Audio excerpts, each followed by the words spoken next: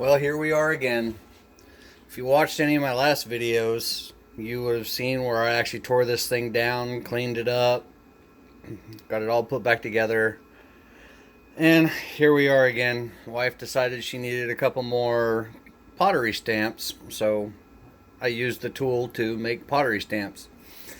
Now I've got this to contend with. Not only that, but it's all over the door. Everything. I mean, that's what these machines do. Subtractive manufacturing. And I've got a bunch of clients that are in the medical field, or their machines are set up in labs, and we need some way to deal with this. Now, if this was metal, all this metal stuff everywhere could possibly cause a problem. Now, what I've normally done in the past is use a shop vac.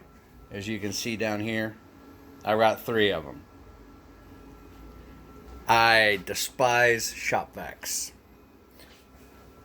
Main reason is on my CNC router over here, I cut a lot of plastic, basically like that over there.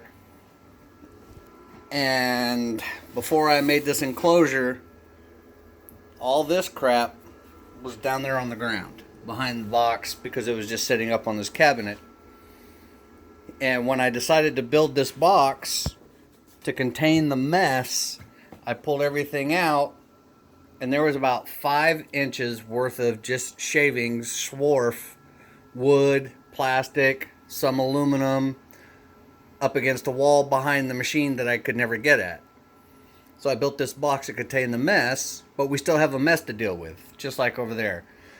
And so I've been wanting to do this video for about a month or 2 months now, because I've been using this machine, which, let's just no further ado, I have got a Festool, what is this? CT15E, which this is actually a dust extractor. It says so right there on the name. It's mainly geared towards woodworkers, and it's got some really nice features to it.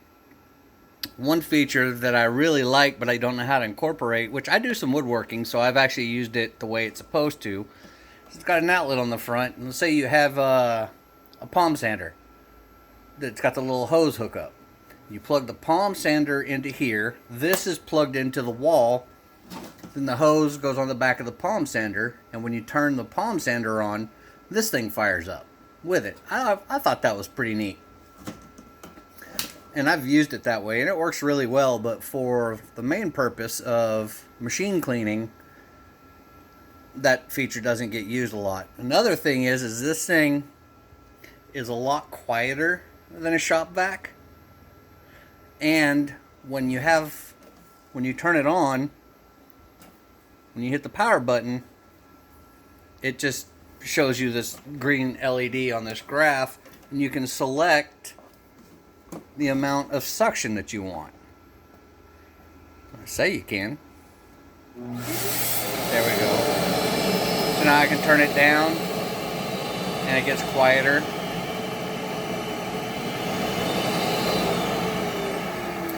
So to me, that feature in a lab environment is probably worth its weight in gold.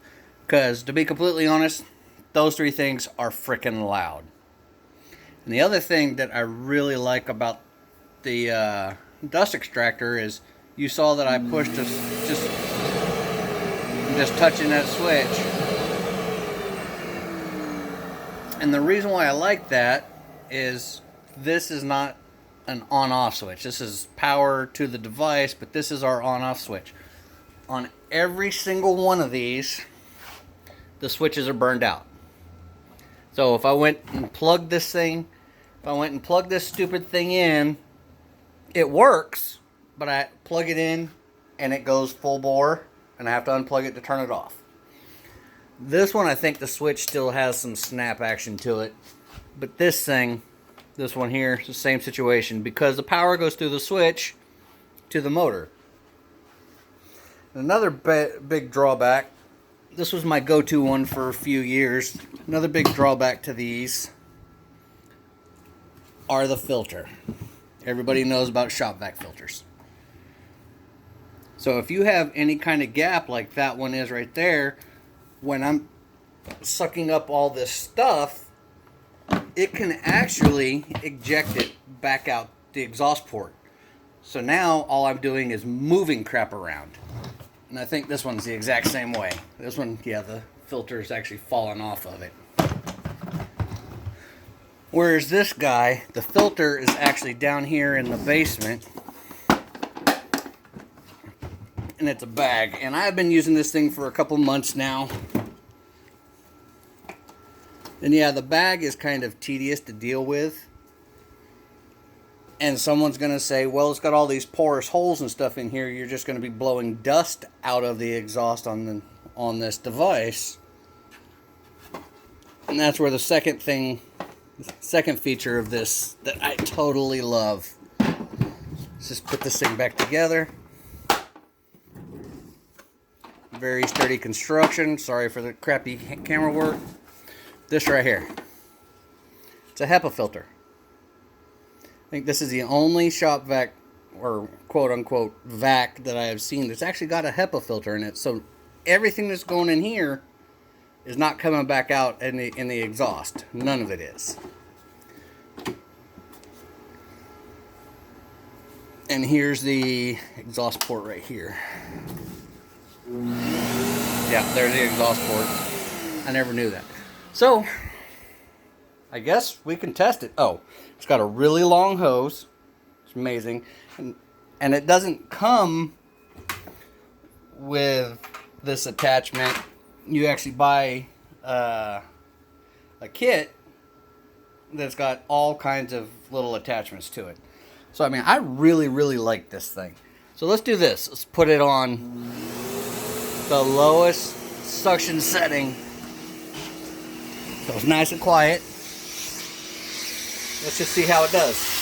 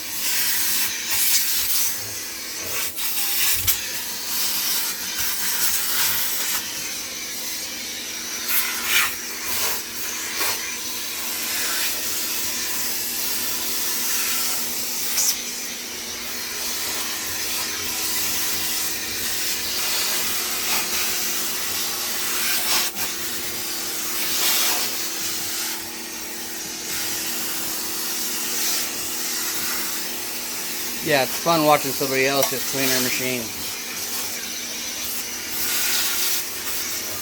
Riveting content, I know.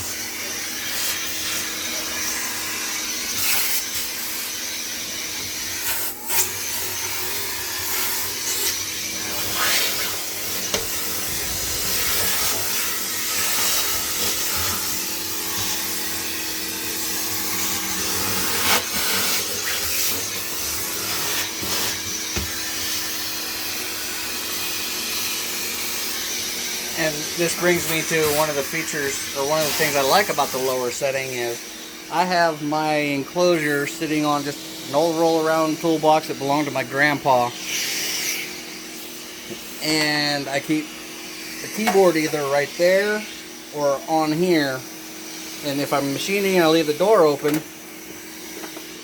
you get all kinds of crap down inside the drawer. Well, I can come through here and get all that really light stuff without sucking up all the screws and the bits and crap that I have down inside the drawer.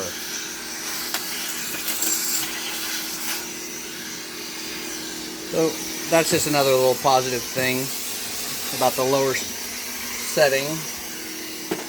So now what I'm going to do is grab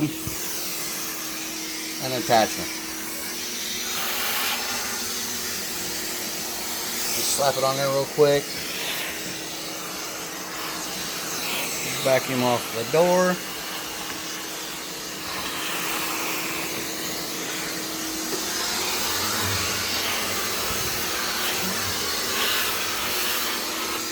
And I'm still on the low setting, so let's kick it up a notch, or 3. Not all the way.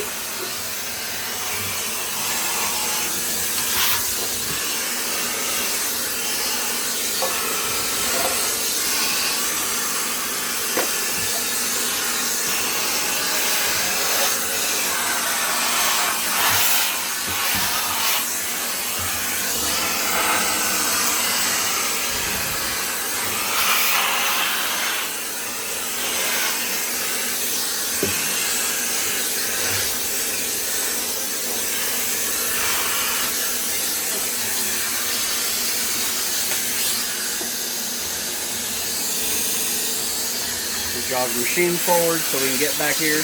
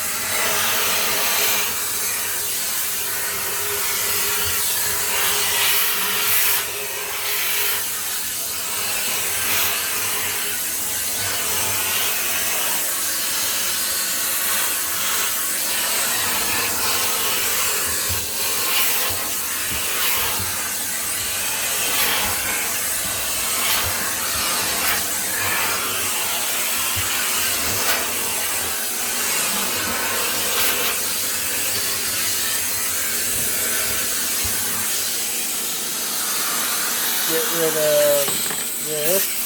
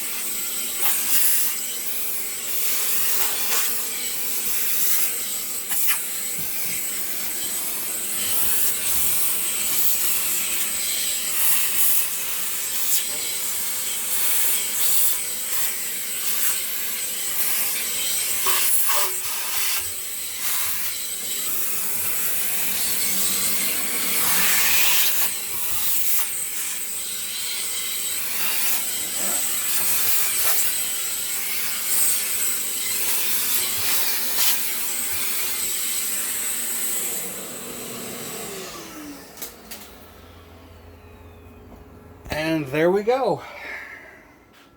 It's not the best job in the world because doing it one-handed, tried to hold the camera and let you guys get motion sick, but that thing, that little guy down there, it's expensive.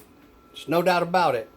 But what you get as far as being able to control the noise output by turning it down, and even on the lowest setting, it got plenty of suction to go ahead and clean out my enclosure. Now let's go ahead and come over here and let's kick it up to high. See what we got inside here.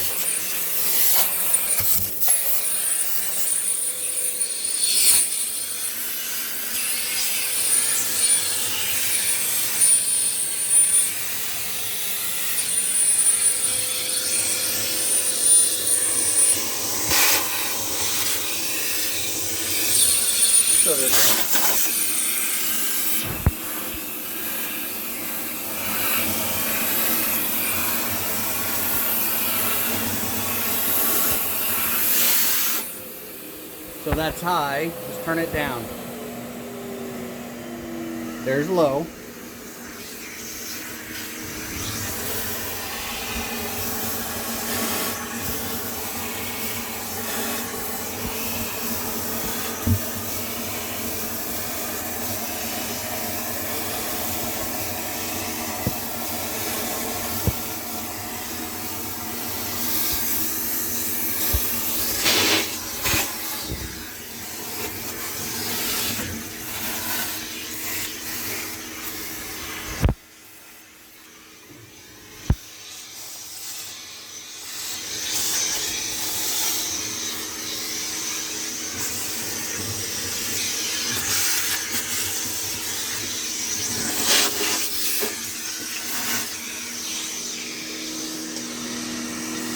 Go ahead and turn that thing off.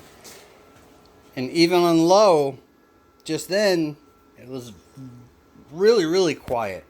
Barely even audible over the actual suction noises. So, these three guys, garbage. Going in the trash. That guy, I'm going to keep that guy for a while. And I even saw a couple of YouTube videos where a guy took the bag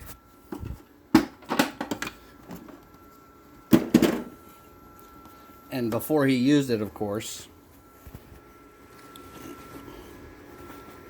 and like I said, I've been using this for a couple months, so, but he cut it right down this seam. Then he took a really small diameter plastic pipe and put a slit all the way down in it to where he could actually take the bag, fold it over, put the pipe on there, and he'd keep the bag closed. And then all he has to do is pull that pipe off, empty out the bag, curl it back over, put the little piece of pipe back on, and reuse the bag. So I thought that was pretty ingenious. So that's going to be one of the mods I do when it comes time to getting a new bag. Let's see. It helps if I put it in right, I guess. Anyway, I just wanted to do a video on that. I've been thinking about it and just trying to figure out what the best case scenario would be to actually showcase this for what I think it would be perfect for. And me having to do those stamps with the machine all snowy, I think that was perfect scenario. Now you can get online and you can find reviews and stuff about all the features. Like right here, you open it up and you can put tools inside there. Roll the hose up. This little thing comes around and straps it on to hold the hose down. Like I said, that pole and that kit came separate, but I've actually used that to vacuum my shop floor because it gets messy in here. It's a shop, especially with this guy. As you can see down here, I've already got another pile starting. I normally have a plastic tote under there to catch 90% of that, but my wife needed it for something, so I lost my bucket. Anyway, I hope this might help somebody in need, looking for a solution to help keep the enclosure and the machine clean. Anyway, that's what I'm here for.